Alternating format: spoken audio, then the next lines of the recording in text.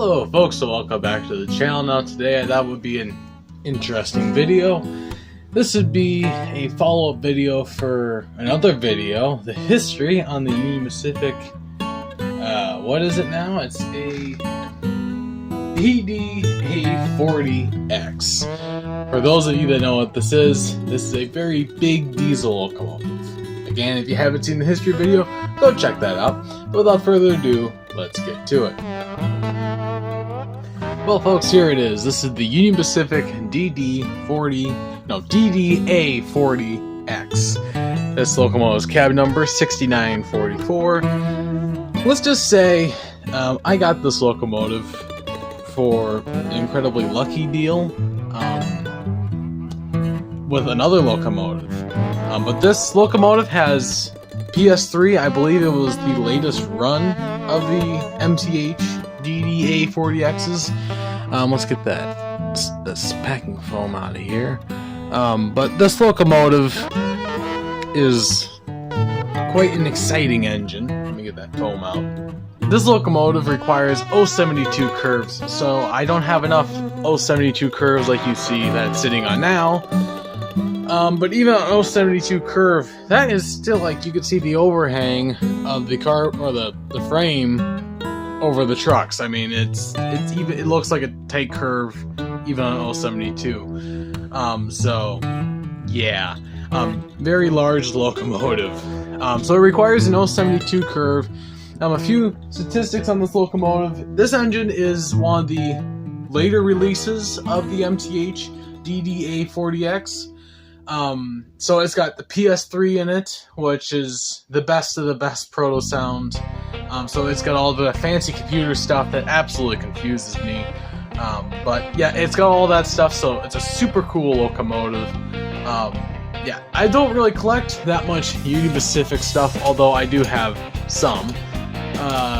The locomotive was it was too good of a deal for me to pass up.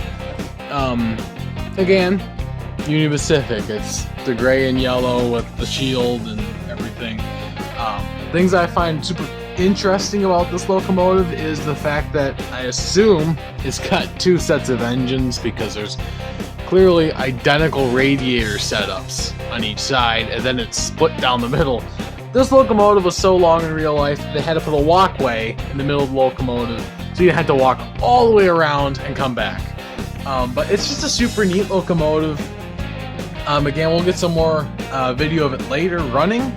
I'm going to set up a big floor layout with a bunch of straight tracks that it can run on, because this locomotive is so big that it can't run on my layout, and this layout, the one I'm working on, isn't finished yet. As you can see, this isn't even painted. I hope that this will be a double track mainline so I can run the big diesel with the steam engine.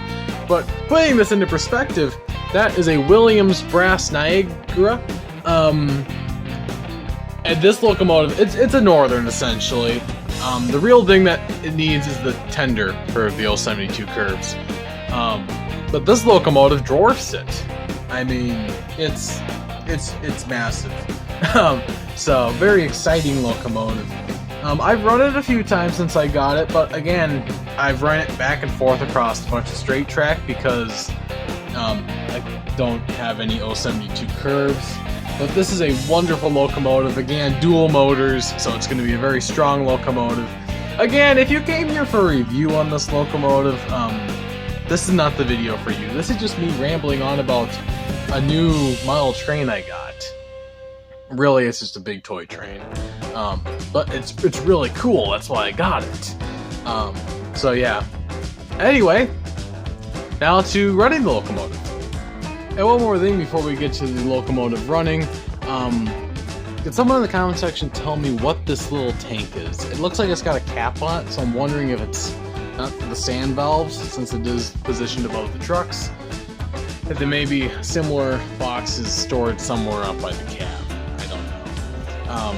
But yeah, but now let's cut to the locomotive running. Super excited, so yeah.